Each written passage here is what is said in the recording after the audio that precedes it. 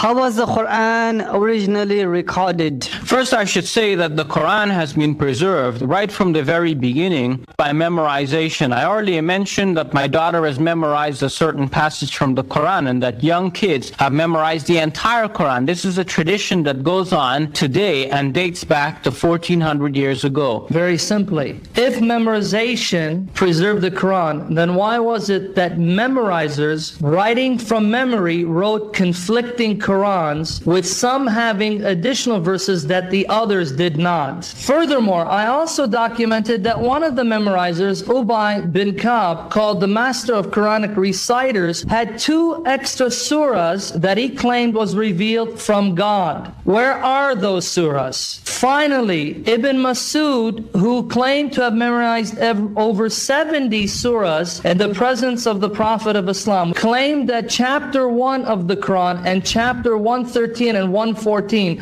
although revealed, were not to be part of the text itself and only had 111 chapters. So if you're talking about memorization, far from it, they couldn't get it right from the beginning. And that's why normally in debates, I'll start off with a ton of Quran verses where Allah affirms that his commands are perfectly clear. And that way, if you say he means something else when he's not clear, and that's off limits to you, you're supposed to believe that Allah is clear in his commands. And so if he's telling Jews and Christians to judge by their scriptures, he has to mean it, or else he wouldn't be clear. So you could put it in another dilemma. Either Allah is clear or he's not clear.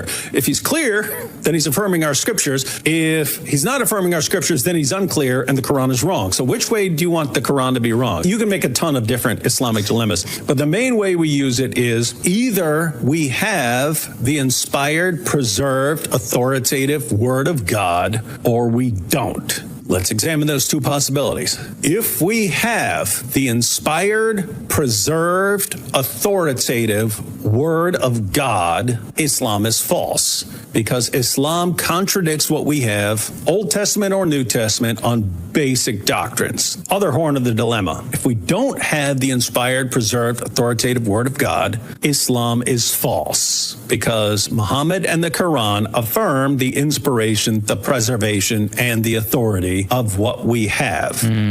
So, if we have the inspired, preserved, authoritative Word of God, Islam is false. If we don't have the inspired, preserved, authoritative Word of God, Islam is false. Either way, Islam is false. Therefore, Islam is false. Question about